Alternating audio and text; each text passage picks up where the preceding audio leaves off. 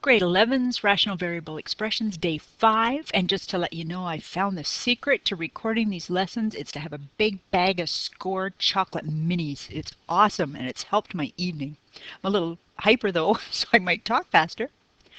Rational numbers. A rational number is some number that can be written in the form m over n. So it looks like a fraction. That's where it comes from, the word ratio. So it's a number that can be written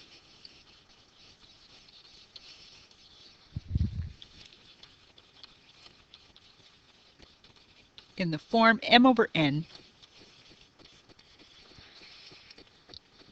where m and n are integers, but n cannot be 0. For example,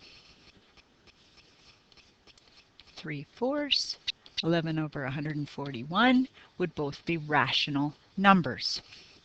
Rational variable expressions also use the word ratio, indicates division.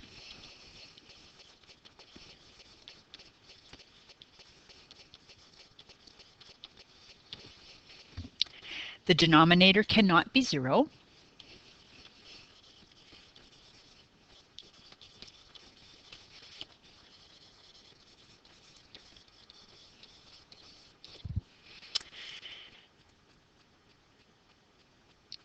And for example, we could have a rational variable, so numbers and possibly variables. 2m over n is a rational variable expression. Another one would be 2a squared plus 6 over 3a plus 2. So a little uglier, but it looks like a fraction. It has numbers and variables. The denominator, however, cannot be 0. First thing we're going to do is talk about restrictions. We've mentioned twice now that the denominator cannot be 0, and this ties into our discussions that we've had about domain. Things that x cannot be. The denominator cannot be 0. That's the big idea. So, for the first one, 4a over 7b is good for all values of a and b except b cannot be 0. That's your restriction. For the second one, x plus 5 over x plus 4. We can't have the bottom 0. So x plus 4 cannot be 0. I am going to subtract 4 from both sides. In other words, x cannot be negative 4. This is your restriction. This didn't type up as well as I wanted. A cubed over a squared plus 1. Don't care about the a cubed, but I do care about the denominator. A squared plus 1 can never equal 0. Let's subtract 1 from both sides. A squared cannot be negative 1. Well, we know that. A squared can never be a negative number, because if you square anything, you always get a positive. So that's a moot point. In other words, a can be any value at all, and the bottom will never be 0. So there are no restrictions for this expression. 3x minus 12 over x squared minus x minus 12. I do not want to have a 0 on the bottom. So I want to write an expression to myself that I cannot have x equal to 0. Or the bottom, sorry, bottom equal to 0. But that doesn't tell me what x can or cannot be. This is where our factoring comes into play. If I can factor this, I can tell what values of x will be a problem. So what I'm going to do when I try to solve these is to actually set the bottom equal to 0, which will tell me what x would be to get a 0, and then make sure I don't let x ever be that. All right, if x squared minus x minus 12 were to be 0, I'm going to factor that. I have a simple trinomial. x in both brackets. I want two numbers that multiply to 12, negative 12, and add to negative 1. 4 and 3 multiply to 12 and are 1 apart, so that will get me to a 1. If my larger number is negative, I'll add to negative 1 multiplied to negative 12. That is the factored form of our denominator. So that means if x were to be 4, this bracket would be a 0, and that would be a problem. If x were negative 3, this bracket would be 0, and we would have a problem.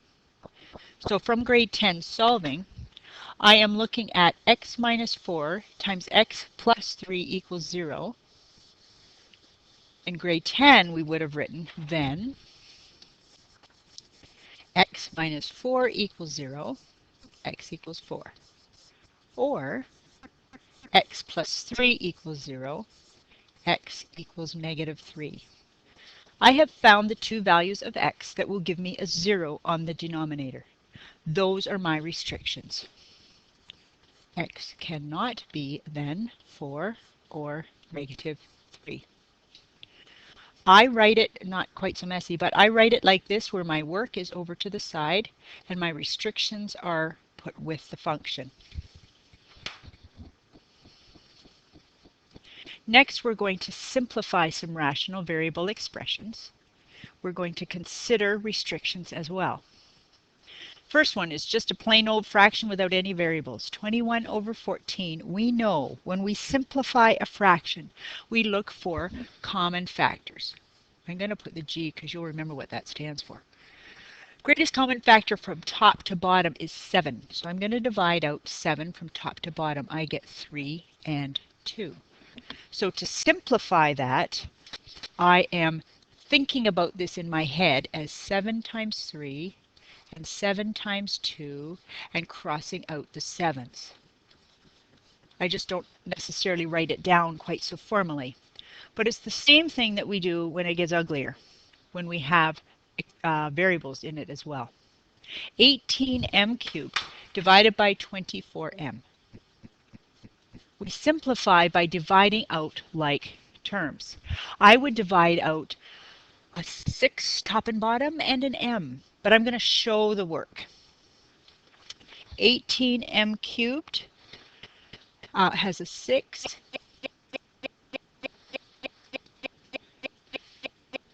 M times 3m squared and a 6m times 4. Now we wouldn't normally write that out. You would just start crossing stuff off here. But to show you what we're doing on the simple ones, it can help with the more difficult ones. I cross out a like term of 6m top to bottom. I have 3m squared over 4. Is there ever in the whole process a time when the bottom could be 0 because that's a problem? Well, at the very beginning, if I had a 0 in for m, I would have a 0 denominator, so that cannot be. So if I want to simplify this RVE, I need to say 18m cubed over 24m equals 3m squared over 4, comma, m cannot be 0. Even though putting a 0 in at the very end would not cause us a problem, it did at the beginning, so it is still a restriction. C. Minus 36x squared y cubed over 18xy. I am looking for common factors top to bottom. 36 and 18 have a common factor of 18. So I'm crossing off 18 from top to bottom. 1, 2. I have a common factor of x top to bottom. So if I cross out an x on the bottom and an x and the square on the top, one here and there we are. Y cubed and y on the bottom, I'm crossing out a factor of y and making that a 2. It's getting messy on the smartboard, but I end up with minus 2x y squared with just 1's on the bottom. But at this point, there is no bottom. There would be no restrictions on anything. But at the beginning, there was an x and a y on the bottom. So even though we have tidied that up and simplified it, we would still say x cannot be 0, y cannot be 0, because throughout the process we ended up with a 0 denominator. D. Minus 7x minus 35 over x squared plus 3x minus 10. Because we have adding and subtracting from top to bottom, we cannot cross out factors from top to bottom. You can only do that when they are like this one, where they are all squished together and being multiplied. Same with this one. But when you've introduced adding and subtracting, we can't cross off common factors. That only comes in when you're multiplying. So I'm going to write this one as multiplication so that I can cross off things from top to bottom. That means I need to factor. So let's do the top first. Minus 7x minus 35 has a greatest common factor of minus 7. In brackets, I have x. I'll need a positive, so that a negative times a positive is a negative 35, and 5. I factored the top. It is now written as a multiplication. The bottom is a simple trinomial. So I know a simple trinomial could be factored that way, where the firsts, x and x, the numbers in the lasts multiply to 10, negative 10 specifically, and add to 3. 5 and 2 multiply to 10. If I want to multiply to get a negative, one of them has to be positive, one of them has to be negative, and they need to add to positive 3. So my larger number will be positive. I have fully factored the top and the bottom. And you can see that I can cross off a common factor from top to bottom. This part is also very important for looking for restrictions. So there is an x plus 5 on the bottom and an x plus 5 on the top. I can divide top and bottom by x plus 5, and I am left with minus 7 over x minus 2. That is the simplified form of that rational variable expression. However, we need to list restrictions. The restrictions come from the very beginning and the whole way through. Where I can see it most easily is when it's in factored form.